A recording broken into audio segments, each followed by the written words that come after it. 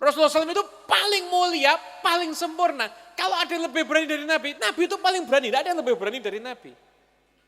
Perang itu kalau sudah genting, sahabat itu di belakang Nabi semuanya. Termasuk Sayyidina Umar, belakang Nabi. Di Madinah pernah terjadi satu gempa kayak goncangan. Itu semua orang Madinah mau keluar rumah ketakutan. Nabi sudah datang dari tempat goncangannya. Nabi tidak ada apa-apa, itu cuma laut.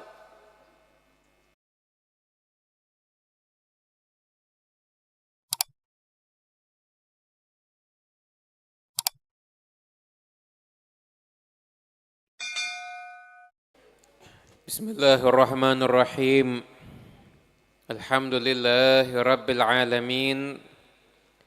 Allahumma salli wa sallim ala sayyidina Muhammadin miftahi babi rahmatillah adada ma fi ilmillah salatan wa salaman daimaini bidawami mulkillah wa ala alihi wa sahbihi wa man walah wa man tabi'a sunnatahu wa qa'tada bihudah ila yaumi liqa'illah amma ba'du. Assalamu alaikum warahmatullahi wabarakatuh.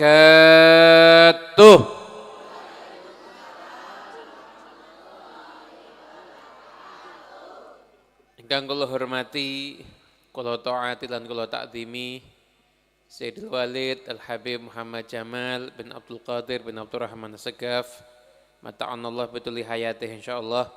Mugi-mugi panjenenganipun pinaringan panjang yuswanipun, kesehatan wa afiyah, amin Allahumma amin. Kang kula hormati Gus Ahmad Rifai, Ustaz Ali Mustafa, Ustaz Nasir, segenap takmir Masjid Baitus Salam, Bapak Kepala Desa ingkang rawuh, Pak Hudi lan sedayanipun grup hadrah Al-Asyikin. Asyikin lan sedaya para bapak, para ibu ingkang rawuh, mugi-mugi sedayanipun pinaringan panjang yuswanipun, lancar sedaya urusanipun, barokah gesangipun, lunas sedaya utang-utangipun. Amin ibu antar dhewe. Hadirin para bapak, para ibu ingkang kula hormati, alhamdulillah menika lak teng sasi Muharram. Biasanipun nek teng Muharram niku tiyang ngemut-ngemut perjalanan hijrahipun Kanjeng Nabi Muhammad sallallahu alaihi wasallam. Para bapak, para ibu ingkang kula hormati, salah satu keyakinan kita sebagai muslim, mukmin, ahlu sunnah wal jamaah itu harus penuh penghormatan kepada Kanjeng Nabi Muhammad. Cinta kepada Kanjeng Nabi Muhammad sallallahu alaihi wasallam. Sedaya ingkang dilampahaken oleh Kanjeng Nabi itu isinya pasti ada kebaikan yang kembali kepada umat. Mboten wonten Kanjeng Nabi nindakaken setunggal perkawis kok niku mung gara-gara guyon tok napa kepengin niku mboten wonten. Pasti di dalamnya terkandung hikmah yang luar biasa. Nggak termasuk. Yuk monggo kita ngaji sareng-sareng bagaimana hikmah dari perjalanan hijrahnya Nabi Muhammad sallallahu alaihi wasallam. Kanjeng Nabi sallallahu alaihi wasallam itu setelah bulan haji, di mana Kanjeng Nabi sudah dapat perintah hijrah. Memang Kanjeng Nabi hijrahnya Rabiul Awal. Ini kan bulan Muharram, Safar, Rabiul Awal. Tapi kaum muslimin sahabat mulai hijrah niku sudah mulai bulan Muharram. Niku sahabat pertama kali hijrah sebelum Kanjeng Nabi, setahun sebelum Kanjeng Nabi untuk menyiapkan orang Madinah. Kali Kanjeng Nabi dikirim sahabat namanya Mus'ab bin Umair. Mus'ab bin Umair itu seorang sahabat yang dulunya di Mekah pemuda yang minyak wanginya paling wangi itu Mus'ab bin Umair. Keranten zaman riyen niku termasuk kebanggaan orang itu berpenampilan rapi juga harum. Jadi gengsi tertinggi itu ini ibu-ibu zaman saat ini lah skincare nggih. Skincare ketok glowing, wah iki apik nggih. Nek riyen niku mboten, yang harum itu yang dianggap paling dulu satu Mekah cah nom sing kelambine apik dhewe, sing wangi dhewe namanya Mus'ab bin Umair. Karena ikut sama Kanjeng Nabi Muhammad, dia ditahan, dipasung sama ibunya sendiri. Akhirnya dia ikut Nabi dan pertama kali dikirim sama Nabi untuk dakwah di Madinah. Jadi Nabi ngirim orang untuk dakwah ketika itu. Sebelum Kanjeng Nabi di Madinah setahun sebelumnya kirim Mus'ab bin Umair. Nah, Mus'ab bin Umair ketika itu dikirim, kenapa itu sampai ahli sirah itu. Ahli sirah ini kalau nanti maus namanya ada Raghib As-Sirjani itu dia nulis, kenapa kok yang dikirim Mus'ab bin Umair? Long sahabat sanese kathah kok. Sayyidina Hamzah nggih saged, Sayyidina Umar nggih saged, sing alim-alim nggih kathah. Sayyidina Abu Bakar nggih saged, Sayyidina Ali bin Abi Thalib nggih saged. Kok yang dikirim Mus'ab bin Umair kenapa? Karena Mus'ab bin Umair itu adalah sahabat satu, pinter, dua, muda, tiga, ganteng, empat, pernah jadi orang kaya, juga pernah jadi orang miskin. Dadi ngerti cara ning ngadepi wong sugih piye, cara ning ngadepi wong larat piye. Nggih, soalnya kadang-kadang ngedepine nggih benten. Kenapa nggih? Niku nek tiyang niku nyun ngapun nek duwe utang akeh, kancane mesti padha-padha duwe utange, biasane ngoten. Wong duwe utang, kancane biasane ora pati wong sing ngutangi. Biasane padha-padha duwe utang. Leres napa leres? Kurang lebih ngoten-ngoten niku. Lah ini Mus'ab bin Umair itu pernah gaul sama orang kaya bisa, gaul sama orang melarat bisa. Itu dikirim ketika itu ke Madinah, itu berhasil mengislamkan sebagian besar penduduk kota Madinah. Dari suku Aus dan Khazraj tentunya. Itu dakwahnya nyantai. Datang orang diajak ngobrol, ceritani Quran, ceritani Kanjeng Nabi, langsung saya mau masuk Islam. Ya sudah kamu mandi dulu. Selama mandi diajari sholat, dituntun syahadat, masuk Mus'ab bin Umair. Saya itu baru sahabat itu berangkat. Sahabat berangkat bulan Muharram, ketika itu orang-orang Mekah mulai khawatir. Iki nek Muhammad engko lunga ning Madinah, ning Yathrib, engko nek gawe kekuatan ning kono nanti menyerang kita kan bahaya. Akhirnya orang Mekah semuanya kumpul di tempat namanya Darun Nadwah. Itu istilahnya majelis parlemennya orang Mekah, Quraisy waktu itu. Sudah mereka mau kumpul, tiba-tiba muncul orang tua. Dia bilang, saya orang tua dari wilayah Najd. Dari wilayah Najd. Najd itu satu wilayah yang Nabi pernah mengatakan tanduknya setan di situ. Tanduknya setan ada di situ. Maka pertama kali keluar dari Najd, Nabi palsu namanya Musailamah Al-Kadzab. Keluar juga dari Najd orang yang tidak ngaku Nabi, tapi koyo-koyo ngukumi wong Islam, koyo-koyo awake dhewe kuwi Nabi. Namanya Muhammad bin Abdul Wahab. Itu dia membawa aliran, pokoknya nganti tawasul kafir, ziarah kubur ora entuk. Iki bid'ah dan sebagainya. Itu pertama kali dari Najd. Mula Kanjeng Nabi itu pun nanti ngendikaken tanduknya setan di situ.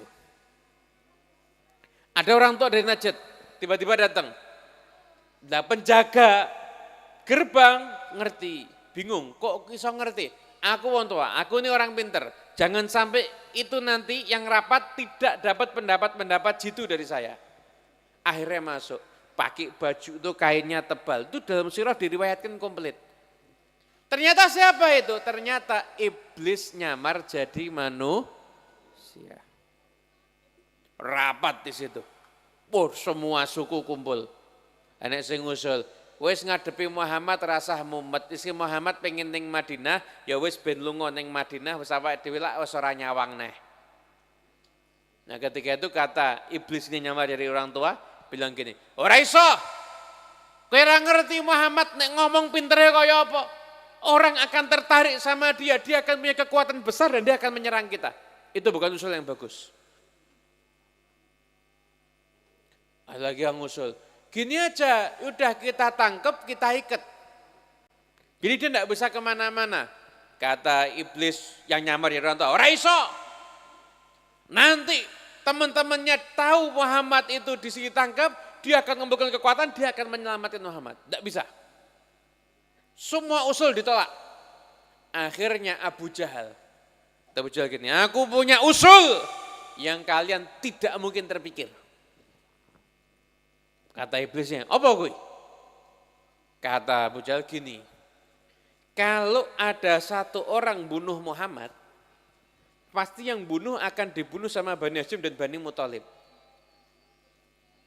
Tapi kalau gitu kita buat aja, dari setiap suku di Mekah, ada 10 suku, masing-masing ngutus anak muda yang kuat, siapkan pedang, kemudian bareng-bareng 10 orang membunuh Muhammad. Kalau nanti Muhammad dibunuh sama 10 orang, Bani Hashim, Bani Muthalib sukunya mau balas dendam tidak bisa, lawannya terlalu banyak 10 suku, paling cuma minta tebusan. Tebusannya 1 nyawa itu 100 ekor unta, enteng tiap suku 10 unta, 10 unta, 10 unta, 10 unta, 10 unta. Kata iblis, lah ini baru usul yang bagus. Jadi jenengan sakit bayangkan ya, urusan kriminal Abu Jahal ngungkuli iblis. Iblis enggak kepikiran, Abu Jahal malah Lah itu loh, musuhnya orang hebat itu pasti juga hebat. Loh iblis loh enggak kepikiran, malah Abu Jahal Jadi dalam dunia kriminal Abu Jahal lebih setan daripada setan. Oh enggak, Abu Jahal sih setan ini orang kepikiran loh, setan ini goda menungso. Abu Jahal niku malah kepikiran. Singkat cerita Bapak Ibu yang dimuliakan Allah,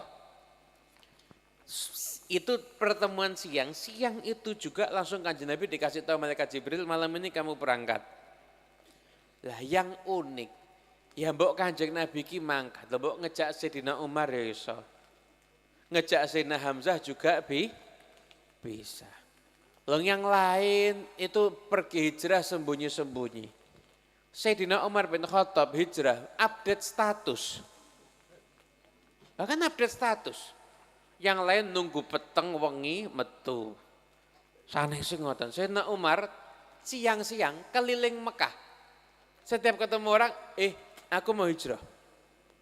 Sudah rampung, ngubengi sak Mekah, di Ka'bah ini ada Abu Jahal, ada orang duduk-duduk di situ. Umar datangi, kata Sayyidina Umar, syahatil wujuh, rai-rai cilaka kabeh iki. Aku Umar mau hijrah. Kowe arep ngadangi aku, ora apa-apa, tak anteni. Di balik bukit ini silahkan hadapi saya. Ya enggak apa-apa. Yang pengen ibunya mati gara-gara anaknya, yang pengen ibunya nangis gara-gara anaknya mati, pengen bojone dadi rondo, anaknya dadi yatim, tak enteni. Sayyidina Umar ngenteni siji orang sing metu. Mula Sayyidina Umar itu ketika hijrah, yang nebeng 17 orang. Nah, orang nunggu wengi kok. Wah enak banget, Sayyidina Umar tidak ada yang ganggu. Dinantang sak Mekah, tidak ada yang muncul. Kok Kanjeng Nabi tidak sama Sayyidina Umar? Padahal Kanjeng Nabi sama Sayyidina Umar, berani mana? Rasulullah SAW itu paling mulia, paling sempurna. Kalau ada yang lebih berani dari Nabi, Nabi itu paling berani, tidak ada yang lebih berani dari Nabi. Perang itu kalau sudah genting, sahabat itu di belakang Nabi semuanya. Termasuk Sayyidina Umar, belakang Nabi. Di Madinah pernah terjadi satu gempa kayak goncangan. Itu semua orang Madinah mau keluar rumah ketakutan. Nabi sudah datang dari tempat goncangannya. Nabi tidak ada apa-apa, itu cuma laut. Nabi itu orang paling berani. Kenapa hijrahnya kok sembunyi-sembunyi, Sayyidina Umar kok terang-terangan. Itu ada hikmah. Ada hikmah di sana. Kok yang kenapa Kanjeng Nabi buat rombongan ya iso. Ayo gawe rombongan, Umar kowe sing jaga ngarep, Hamzah sing jaga mburi. Aman, Pak. Tidak mungkin ada pasukan berani ganggu barisan rombongan ada Umar, ada Hamzah. Enggak mungkin ada. Kok Kanjeng Nabi hijrahnya sembunyi-sembunyi, yang diajak Sayyidina Abu Bakar Siddiq. Itu juga ada hikmah. Singkat cerita, Kanjeng Nabi malam berhasil pergi dengan Sayyidina Abu Bakar Siddiq. Rombongan yang mau bunuh nunggu, dilihat Sayyidina Ali bin Abi Thalib tidak jadi dibunuh. Yang aneh lagi, Nabi ketika manggil Sayyidina Ali, kamu tidur malam ini di kasurku pakai selimutku, tidak mungkin terjadi keburukan sama kamu. Terus Ali, titipan orang-orang Mekah tak kasihkan kamu. Jadi orang-orang yang musuhin Nabi, yang bilang Nabi itu orang gila, bilang Nabi itu penyihir, bilang Nabi itu gini dan sebagainya, pendusta. Itu kalau mau titip barang, ini ku mboten titip kalih koncone dhewe, nitipe teng Kanjeng Nabi. Aneh lah. Ini dibilang orang gila, dibilang penipu, dibilang tukang sihir. Kalau nitip barang, tidak percaya sama temannya, percayanya sama Nabi Muhammad SAW. Beginilah dunia. Beginilah dunia. Ini hari Asyura. Hari Asyura itu wafatnya Sayyidina Husain bin Ali bin Abi Thalib. Sayyidina Husain bin Ali bin Abi Thalib tanggal 10 Muharram ketika beliau itu mau perang, itu lawan orang-orang yang memerangi beliau itu mempertahankan diri ya, beliau diperangi. Itu orang-orang yang mau memerangi beliau ketika beliau sholat subuh, itu yang mau memerangi beliau jadi makmumnya. Aneh tak? Ini mau memerangi Sayyidina Husain sholat subuh, itu yang musuhnya jadi makmumnya. Tasahud baca asyhadu alaihi wa asyhadu anna sayyidina Muhammad wa ala ali sayyidina Muhammad. Dia tasahud mengatakan semoga Allah melimpahkan sholawat atas Nabi Muhammad dan keluarga Muhammad, sedangkan pedangnya terhunus untuk keluarga Nabi Muhammad, cucunya Kanjeng Nabi. Iki donya Pak. Donya ki ora iso diangen-angen. Kalau matematika ada rumusnya, dunia tidak ada rumusnya. 1 tambah 1 matematika 2, tapi nek donya ora iso ngaten. Aku apik, berarti wonge kudu apik, belum tentu. Tiang sing jenengan apik mungkin jadi orang yang akan memusuhi jenengan. Betul apa betul? Jenengan betulnya kompak banget iki. Pelaku napa korban? Oh. Ngakune korban. Itu dunia itu enggak ada rumusnya. Aku apik, berarti kono apik, belum tentu. Mula wonten dawuh saking ulama, dawuhnya penuh hikmah, tapi nek dangen-angen ya bener. La tastaghrib wuqu al-aqdar madumta fi hadhihi dar.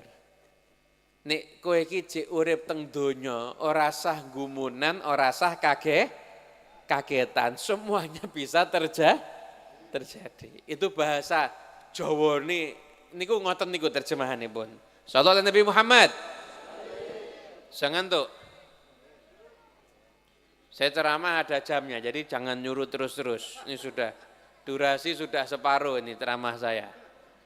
Nanti sudah 15 menit, maksimal 14 menit lagi. Maksimal 14 menit lagi. Saya bilang tidak sampai 30 menit, berarti nanti insya Allah 29 menit lebih 30 detik insya Allah. Pokoknya kan tidak sampai 30 menit. Sallallahu Nabi Muhammad. Hadirin yang dimuliakan Allah Ta'ala, lanjut. Nek ngantuk, aku selesai. Ngantuk aja ya. Oh, lanjut. Ya, nek ngantuk saya lebih senang, lebih cepat pulangnya berarti. Kemudian akhirnya Kanjeng Nabi SAW kok yang diajak Sayyidina Abu Bakar Siddiq. Itu pakai ada penunjuk jalannya, namanya Abdullah bin Uraikid. Kanjeng Nabi pakai sembunyi di gua selama 3 hari. Selama 3 hari. Nah, ketika itu Nabi SAW pernah ketika di gua itu, jadi itu orang kafir. Jadi guanya itu Pak, ini tak kasih contoh, jadi nanti iso ngangenan berdani Kanjeng Nabi. Guanya itu masuk dalam begini. Nah, ini orang kafir kakinya sudah di sini, guanya di sebelah sini. Jadi kalau mereka nginguk sikile ketok. Kanjeng Nabi sama Sayyidina Abu Bakar Siddiq. Nginguk gini kelihatan. Padahal sudah lihat ke depannya, lihat kanan gini, tinggal nginguk gini kelihatan. Cuma subhanallah di depan anak itu ada merpati sama ada sarang laba. Itu akhirnya mereka bilang ini laba-laba Muhammad tak mungkin masuk. Laba-laba ini sudah ada sejak Muhammad belum dilahirkan sudah ada ini. Akhirnya dari gua selamat. Dari gua selamat. Nah ketika itu semua orang ada sayembara yang bisa mendapatkan Nabi dapat hadiah 100 ekor unta. Akhirnya ada seseorang dari Bani Mudlij, namanya Surakoh. Surakoh itu, nek coro pemburu itu legendnya. Jadi Surakoh itu Pak, Bu, itu kalau dia lihat jejak unta. Jadi padang pasir itu kalau ada kewan melampah lah ada jejak enggak. Itu dia kalau lihat jejak unta, itu bisa tahu untanya jantan atau betina, di atasnya ada berapa orang. Hebat apa enggak? Hebat. Ini legendnya.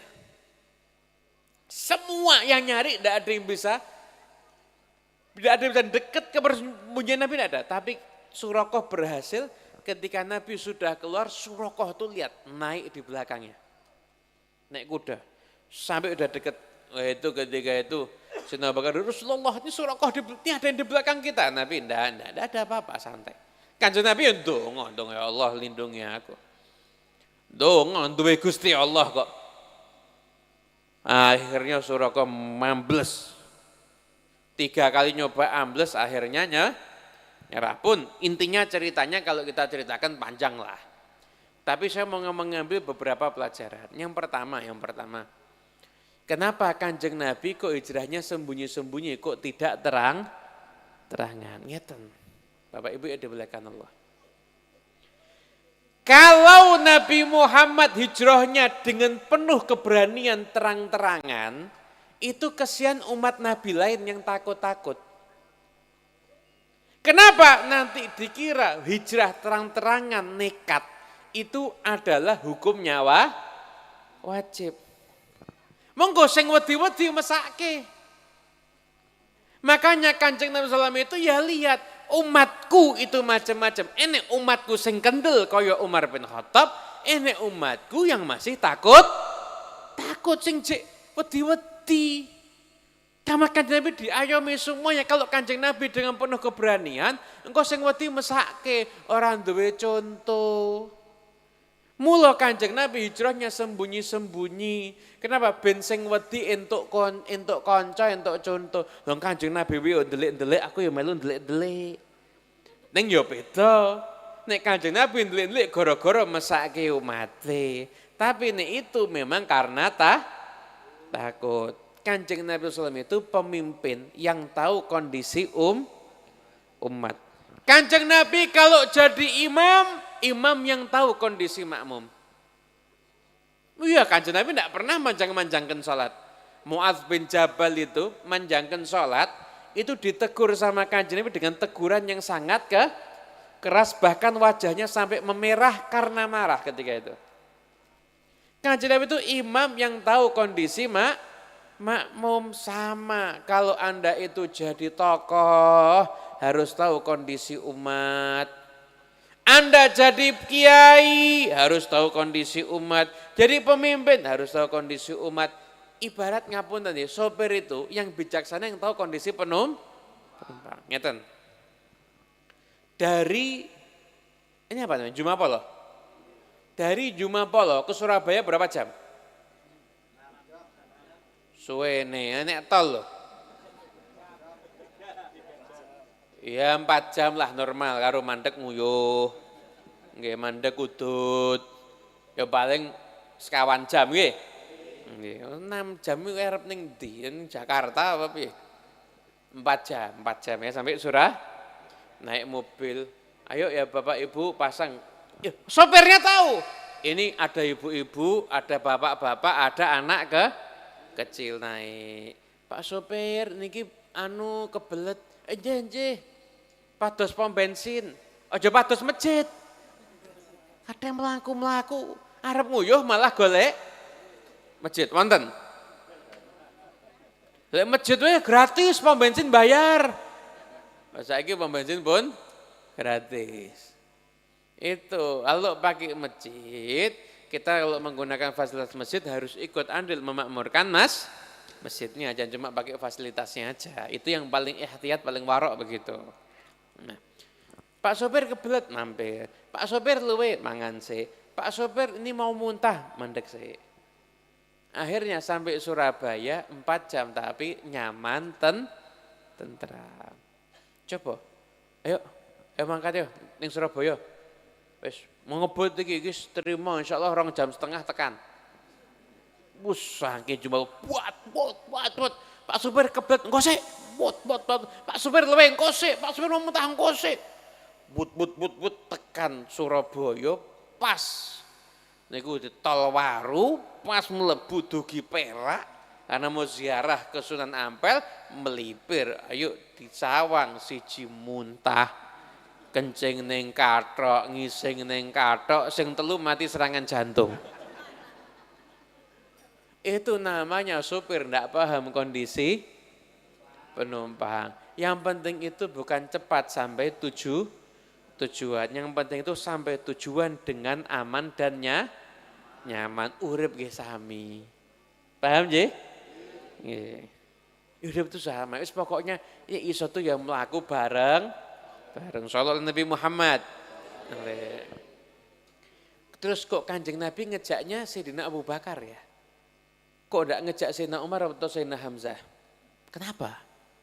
Nah, gini Bapak Ibu. Kanjeng Nabi itu ngajari kula kalih panjenengan. Tiang niku gesang teng donya, sing iso diarep-arep niku namung Gusti. Jangan mengandalkan selain Allah.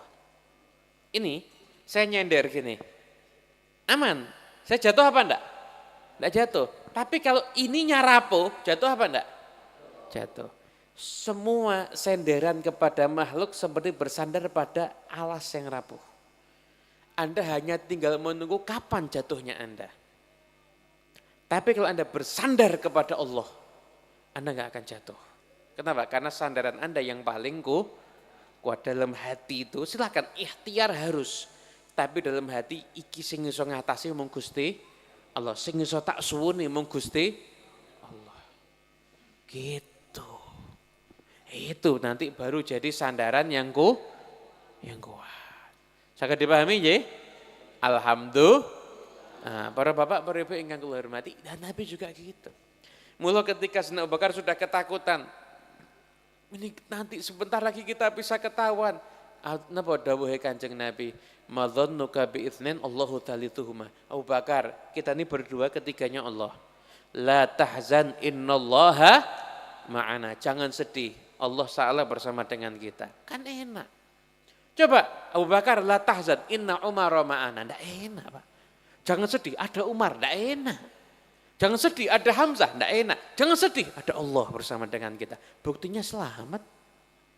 Enggak ada yang berhasil enggak ganggu sampai tujuan selamat menungso nggih padha. Kadang-kadang awake dhewe iki tetep ikhtiar kudu ikhtiar ning aja lali Gusti Allah. Tak kasih contoh mau. Kita ini sering melupakan Allah. Tak kasih contoh. Tak kasih contoh gini. Bapak Ibu yang dimuliakan Allah Ta'ala. Jenengan pernah sakit pusing? Pernah apa istiqomah? Kok katanya kaya lengganan mumet kabeh iki model iki. Oke anu ta. Jenengan tuh kalau sakit minum obat dulu atau doa dulu? Wis tau jujur. Minum obat. Ya, terus obatnya pertama apa? Opsi pertama, pilihan pertama apa? Bodrek ya. Kuwi sing jawab pengalaman, mesti pengalaman kuwi sing jawab kuwi. Obat pertama bodrek. Nek bodrek ndak mari. Skadon ndak mari parah wis kabeh. Nganti sak apotek nganti ning dokter ya ora mari profesor ndak mari provokator sisan. Nek wis ndak mari kabeh lagi tahajud ndonga ya Allah kenapa saya ndak sembuh. Lah kuwi nek malaikat iso jawab, malaikat jawabi kowe telat dul. Kudune kowe iki ndonga sik, kowe lagi golek obat, kowe iki lali teng Gusti Allah. Nah, itu loh. Anda tuh hadirkan Allah dalam setiap usaha Anda, meraih apapun juga, nanti Allah Ta'ala kalau terlibat pasti usahanya akan dibuat jadi indah, hasilnya pasti indah. Belum tentu berhasil, tapi lebih indah dibandingkan keberhasilan yang ada dalam pikiran kita. Paham ya? Mungkin jenengan apa jenengan, saya ini usaha pengen daftar masuk pekerjaan ini, daftar di sini lowongan kerja. Dongo, ternyata hasilnya tidak diterima, tapi jenengan wis dongo terus karena tidak diterima, nyoba-nyoba gawe usaha dhewe, gawe gerobak dodolan bakso. Oh, ternyata laris. Akhirnya 3 tahun sudah punya 3 cabang, 5 tahun sudah punya 17 cabang. Itu berarti lebih berhasil kalau keterima pekerjaan atau akhirnya tidak diterima gawe dewi. Nah, tian niku nek ngelibatkan Allah, tidak berhasilnya ada di dalam pikiran, jadinya kebaikan. Paham ji? Maka yang sukses ada yang melibatkan Allah Ta'ala dalam segala urusannya. Urusan rumah tangga libatkan Allah. Ki bojoku kok ngamukan.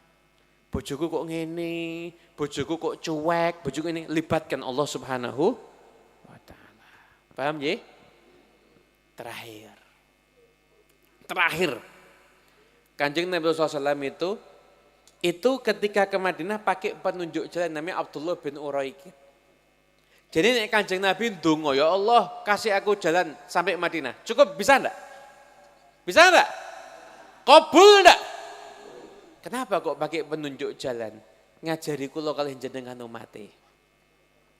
Anda kalau mau sampai ke satu tujuan yang Anda belum pernah, Anda harus ngajak orang yang sudah pernah. Baru Anda akan sampai. Peta itu tidak berguna tanpa ada yang menjelaskan isinya peta. Sama, tujuan hidup kita ini apa? Pengen melebet teng suwarga. Maka harus ada yang memandu kita untuk sampai ke surga. Allah Ta'ala turunkan Al-Quran, tujuannya apa? Biar manusia masuk surga, hidup abadi, dapat ridho Allah, dapat keberuntungan abadi, dunia akhirat. Quran diturunkan, ada yang jelaskan Quran, yaitu Rasulullah SAW. Sahabat tidak belajar Quran, sahabat belajar Quran dan juga belajar dari yang dijelaskan Quran Nabi Muhammad SAW. Setelah Kanjeng Nabi itu berpindah ke alam yang lainnya, ada tabiin tidak ketemu Nabi, tapi mereka belajar dengan orang yang belajar sama Nabi, namanya sahabat, dibimbing jadilah orang-orang hebat. Datang generasi berikutnya, tapi tidak ketemu Nabi, tidak ketemu sahabat, tapi ketemunya tabiin terus. Kalau kalian jenengan, nggih sami, kita tidak ketemu Nabi, tidak ketemu sahabat, tidak ketemu tabiin. Tapi kita ikut dengan ulama, yang ulama itu ikut ulama yang lainnya, ulamanya ikut ulama yang lainnya, ulama ikut ulama yang lainnya, sampai ke Rasulullah SAW. Mula nderek guru, nderek ulama itu sebagai penunjuk jalan kita untuk teng swarganipun Gusti Allah. Itu yang kita ikuti. Paham ya? Lah mula, terus lah ulama iki sing macem-macem, iki sing dituruti sing ngendi? Yang ilmunya itu sambung sanadnya ke Nabi Muhammad SAW. Yang punya guru yang jelas, gurunya ngajak dia, jelas gurunya sampai ke Kanjeng Nabi. Itu yang diikuti. Mula Kanjeng Nabi SAW sudah menyampaikan, nanti di akhir zaman ada penampilannya ulama, tapi tidak ngajak orang sampai ke swarga. Kenapa? Duwe cara dewe, diajak orang ke jalan yang tidak benar. Nabi mengatakan, yakunu fi akhir zaman dajjalun kadzabun yuhadditsunakum bi ahadits la tasma'ukum antum wala aba'ukum fa iyyakum wa iyyahum la yaftinunakum wala yudillunakum wala yaftinunakum au kama qala. Kata Kanjeng Nabi, akhir zaman ini orang kalau pengen selamat pegangan sama ilmu. Pegangan sama ilmu, punya ilmu. Itu ilmu punya ilmu dari siapa? Yarithu hadzal ilma min kulli khalafin udulu. Ilmu ini nanti dipegang setiap generasi sama orang-orang yang adil, orang-orang yang istimewa. Ilmu ini yang ilmu warisan Nabi Muhammad SAW. Nah, ilmu yang dipegang sama para ulama ini orang dia dapat bagian warisannya Kanjeng Nabi. Selamat dunia sampai akhirat, insya Allah sak putra wayahe. Amin Allahumma. Tapi di sisi lain ada orang yang tidak punya ilmu itu, tapi dia mengajak orang ke jalan yang lainnya. Ciri-cirinya apa? Ciri-cirinya kata Kanjeng Nabi, bukan sanesku, niki saya ngomong sanesku loh. Yuhadditsunakum bi ahadits la tasma'uhu antum wala aba'ukum. Dia membawa satu pemikiran yang kamu tidak pernah dengar, kok lagi ngerti ya. Bapak-bapakmu nggak pernah dengar, artinya apa? Generasi sebelumnya tidak ada yang ikut pemikiran itu. Dia gawe pemikiran sendiri. Itu orang yang buat pemikiran sendiri, dia tidak akan mengajak sampai ke jalur keselamatan. Terus jenengan niku nek pengen ningali, wis nek aku pengen ulama zaman saat niki wis gampil. Pun jenengan tingali niki sami kali Mbah Hasyim Asy'ari napa mboten nek tiyang NU. Niki sami kali para sesepuh sing riyen napa mboten. Nek mboten sami tinggalan. Apalagi dia membawa sesuatu yang baru. Kok dari dulu setamai kita cinta Kanjeng Nabi, mengucapkan Allahumma sholli ala Sayyidina Muhammad ya biasa. Tiba-tiba ngomong, oh jangan ngucap Sayyidina itu bid'ah. Loh, Mbah Hasyim riyen ndak ngoten. Mbah Yai riyen ndak ngoten. Habaib yang dulu ndak begitu. Gimana? Ndak usah diikuti. Kenapa? Gawe sing anyar, sing biyen ora enek sing ngono kok. Semua yang membawa suatu pemikiran baru, yang apa katanya ilmiah, katanya ini dan lain sebagainya, kok ndak sama dengan yang dulu. Yang dulu ndak ada yang mengajarkan seperti itu, jangan tinggalkan. Ini ada pemikiran baru bagus begini-begini. Dulu Mbah Hasyim Asy'ari ngikuti seperti ini enggak? Enggak. Kemudian Kyai Nawawi Al-Bantani? Enggak. Kemudian Syekh Yasin Al-Fadani? Tidak. Kemudian para ulama-ulama yang dulunya yang dari dulu, Mbah Umar Abdul Manan, ngikuti begini enggak? Enggak. Mbah Ahmad Mustafa? Enggak. Lah kok iki hanyaran, ora sah melu. Selamat apa selamat? Selamat. Itu yang jadi filter kita untuk mendeteksi iki bener, iki yang gawe dhewe.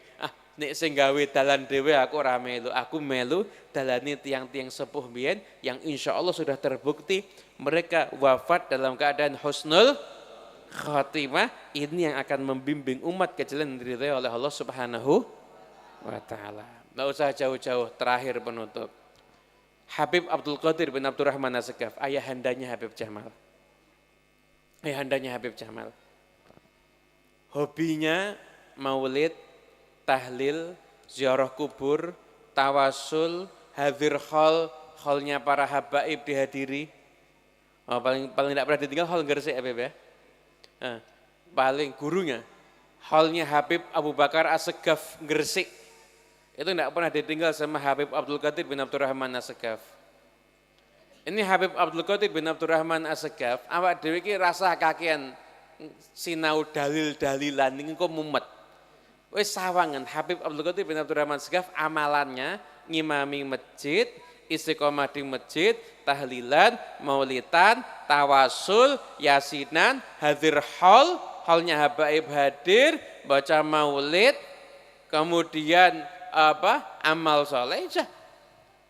Meninggalnya ngasih kabar dulu, mau ke masjid ngasih kabar, pamitan sama yang di rumah, kemudian di masjid ngimami, mau ngimami nunjuk ustadz untuk ada di belakangnya, Ustadz Najib As-Sagaf ada di belakangnya, ngimami sholat Jumat, sujud terakhir di saat sholat Jumat meninggal dunia.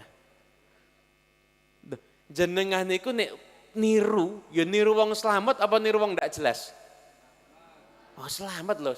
Ini amalannya terbukti meninggalnya husnul timah. Tinggal ditiru. Selesai apa mboten?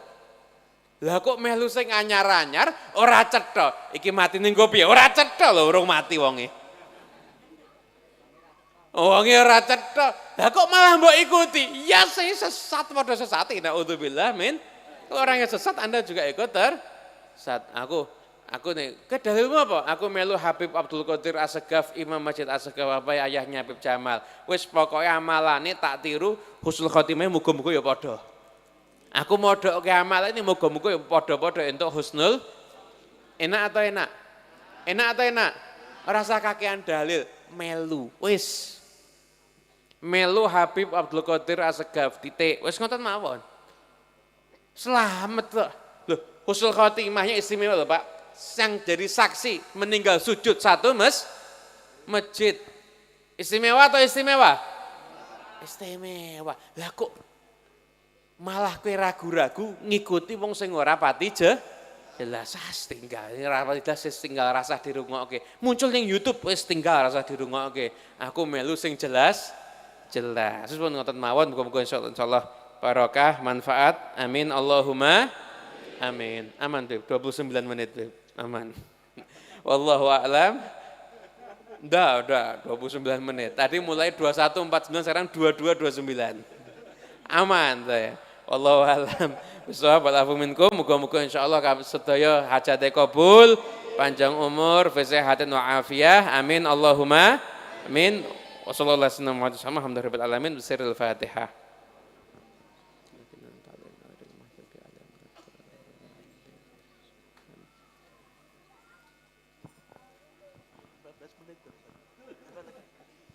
Dari saya cukup sekian. Wassalamualaikum warahmatullahi wabarakatuh. Waalaikumsalam.